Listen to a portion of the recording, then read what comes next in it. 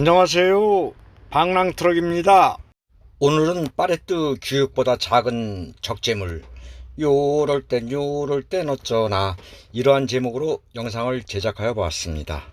화물 운송업에 종사하고 있는 우리 콜바리들로서는 여러 종류의 다양한 파레트를 만날 수가 있죠. 크게 나눠서 규격 파레트와 비규격 파레트로 나눌 수 있습니다. 제 경험상 비규격 파레트를 많이 사용하는 곳은 인쇄물을 취급하는 인쇄소이더라고요. 그러나 비규격 파레트는 인쇄물을 취급하는 곳에서만 한다라고 특정 지을 수는 없습니다. 인쇄물의 경우에도 규격 파레트에 적재를 하여 운반을 하는 경우가 있기 때문에 그렇기도 하죠. 비규격 파레트에 대해서 이야기를 한다는 것은 무리가 있습니다. 왜냐하면 사용하는 업체마다 파레트의 규격이 다 다르기 때문이죠.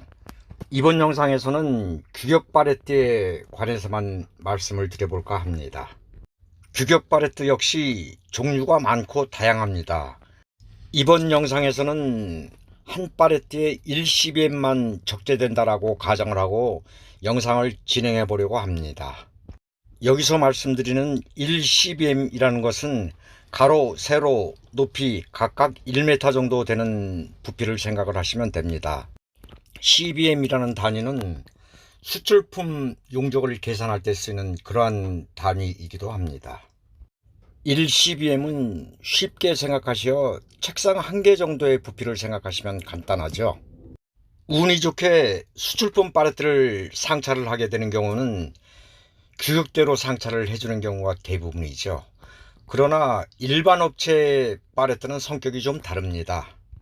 화물 운수업, 콜바리를 하고 있는 우리들 입장에서는 정해진 규격 파레트에 적정 규격만큼 적재된 그러한 파레트를 상차를 해주면 더할 나위 없이 좋겠죠. 그러나 현실은 그렇지 못한 게 사실입니다. 순수하게 제 개인적인 판단입니다만은 현실적으로 일반 업체에서 상차를 해주는 파레트는 세 가지 종류로 대별할 수 있는 게 아닌가 생각합니다. 여기서 말씀드리는 세 가지 부분이라는 것은 기본적으로 규격 파레트를 말씀드리는 겁니다. 첫 번째의 경우는 제일 황당한 짐, 분명히 한 파레트인데 두 파레트를 한 파레트 위에 적재해 놓은 그러한 파레트 짐이죠.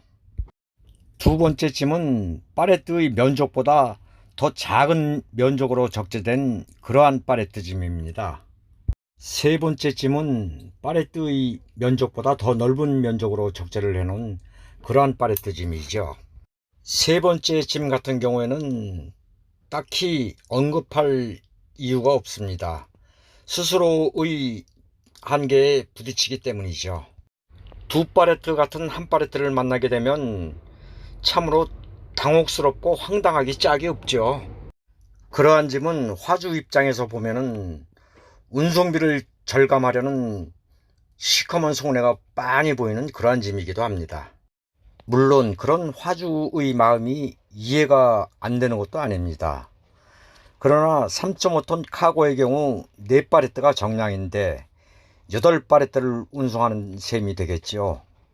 화주 입장에서는 3.5톤 한 대의 운반비를 가지고 2배 물량을 운송을 하게 되니까 분명히 원가 절감 면에서는 이득이 있을 겁니다. 그러나 절대 있어서는 안 되는 운송 도중에 사고가 일어난다면 그 책임은 누구의 책임일까요? 화주의 입장에서는 100% 화물기사에게 책임을 묻습니다. 자신이 과적을 행한 그러한 생각은 하지도 않으면서 말입니다. 두 파레트 같은 한 파레트를 만나는 경우는 극히 드물기는 합니다만은 만약 콜바리를 하다가 그러한 짐을 만났을 경우 우리 콜바리들의 대처사항은 어떤 것이 현명한 것일까요?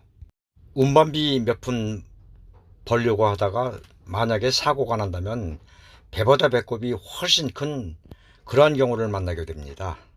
그러한 짐을 만났다면 화주에게 정중하게 사고의 위험이 있으니 이 짐은 운송을 못하겠습니다 라고 정중하게 거절을 하고 그러한 짐은 싫지 않는 것이 상책일 겁니다.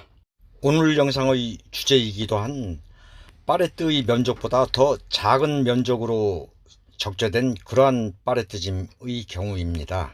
팔레트에 적재된 적재물이라고 하더라도 팔레트 면적에 맞게 적재된 물건이 아닌 경우가 있습니다. 영상에 보시는 것처럼 말입니다. 이러한 경우 상차를 하고 난 이후에 목적지에 도착을 해서 보면 적재물들이 운전석 앞쪽으로 쏠리는 경우가 허다합니다. 그러면 이러한 짐을 상차를 하게 될 경우 우리가 어떤 조치를 취해야 될까요?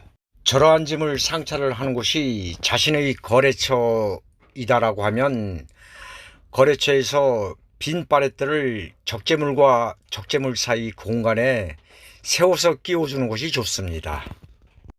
적재물과 적재물 사이에 팔레트를 세워서 끼워주면 운송 도중에 발생할 수 있는 여러 상황, 급브레이크, 급가속 이러한 상황에 충분하게 대비가 되어 적재물이 앞으로 밀리는 그러한 경우를 방지할 수 있습니다.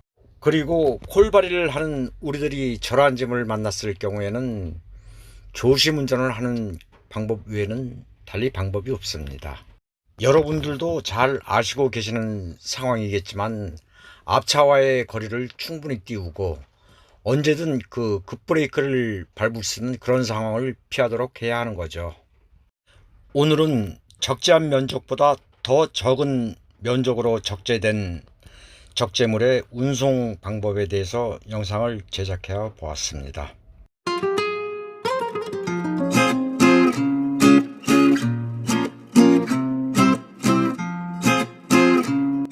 여기까지의 시청 감사드리며 다음 영상에서 만나 뵙도록 하겠습니다. 감사합니다.